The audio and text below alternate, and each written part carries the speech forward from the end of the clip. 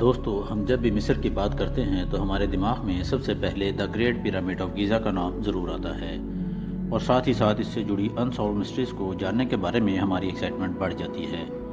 تو آج ہم اسی کے بارے میں بات کریں گے۔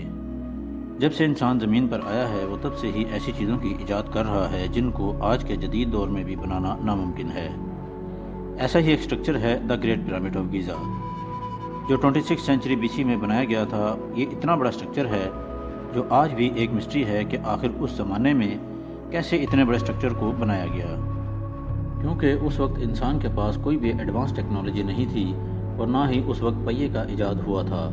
تو پھر کیسے ان لوگوں نے پیرامڈ میں استعمال ہوئے 80 ٹن سے بھی زیادہ وزنی پتھروں کو ایک جگہ سے دوسری جگہ پہنچایا؟ گیزا میں 3 پیرامڈ موجود ہیں۔ دا گریٹ پیرامڈ آف گیزا ان تینوں پیرامڈوں میں سب سے بڑا ہے، جسے راجہ خوفو کا مقبرہ بھی کہا جاتا ہے۔ دراصل ایجپٹ کے راجہ مہاراجہ، جن کو فیرو خوفو کے نام سے جانا جاتا ہے، یہ بڑے ہی ریلیجیس ہوا کرتے تھے۔ ان کا ماننا تھا کہ مرنے کے بعد بھی ایک الگ دنیا ہوتی ہے، اس لیے ایشین ایجپٹ کے راجہ اپنے لیے بڑے بڑے مقبروں کا اسٹرکچر تیار کروایا کرتے تھے، اور مرنے کے بعد اس کے ساتھ ہیرے جواہرات اور عیش و آرام کی ہر چیز رکھی جاتی تھی، تاکہ جب وہ دوسری دنیا میں جائیں تو ان کے عیش و آرام کے لیے ہر چیز موجود ہو۔ انہی باتوں کو مانتے ہوئے راجہ فیرو خوفو نے اپنے لیے دا گریٹ پیرامڈ آف گیزا کو بنایا تھا۔ راجہ فیرو خوفو کے بارے میں بہت ہی کم انفارمیشن موجود ہے۔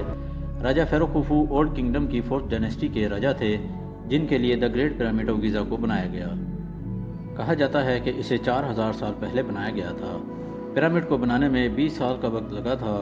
اس کی اونچائی تقریباً 147 میٹر ہے، اور یہ 3800 سالوں تک انسانوں کا بنایا گیا سب سے بڑا اسٹرکچر تھا۔ دا گریٹ پیرامڈ آف گیزا میں 2.3 ملین سے بھی زیادہ پتھروں کا استعمال کیا گیا تھا۔ آپ کو یہ جان کر حیرانی ہوگی کہ جن لوگوں نے بھی پیرامڈ کو بنایا تھا، ان کو جیسے کیسے بھی کر کے ارتھ کا سائز معلوم تھا۔ یہ کوئی ہوائی بات نہیں ہے، بلکہ پیرامڈ کے سائز کو کیئرفلی دیکھنے اور سمجھنے پر پتہ چلتا ہے کہ اس کو بنانے والے 4500 سال یا اس سے بھی پہلے ارتھ کے ایکوریٹ سائز کے بارے میں جانتے تھے۔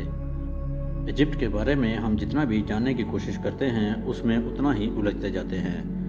اس بات میں کوئی شک نہیں ہے کہ ایجپٹ بے شمار مسٹریز سے بھرا ہوا ہے، جنہیں ایجپٹولوجسٹ جاننے میں لگے ہوئے ہیں۔ پیرامڈوں کی ایسٹرن اور ویسٹرن وال بالکل سیدھی نارتھ پول کی طرف جاتی ہے۔ اتنے بڑے اسٹرکچر کو ہزاروں سال پہلے آج کل کے ماڈرن کمپس جتنی ایکوریسی سے نارتھ پول کی ڈائریکشن میں سیدھا کھڑا کیا گیا تھا، جس میں کوئی دو رائے نہیں ہے۔ نارملی دیکھنے پر پیرامڈ کی 4 سائڈز ہی نظر آتی ہیں، لیکن اصل میں یہ 4 نہیں بلکہ 8 سائڈز ہیں۔ یہ 8 سائڈز صرف سولر ایکونوکس والے دن ہی اوپر سے دیکھی جا سکتی ہیں۔ یہ ڈسکوری پہلی بار 1940 میں ایک برٹش ایئر فورس پائلٹ نے کی تھی، جب وہ پیرامڈ کے اوپر سے گزر رہا تھا۔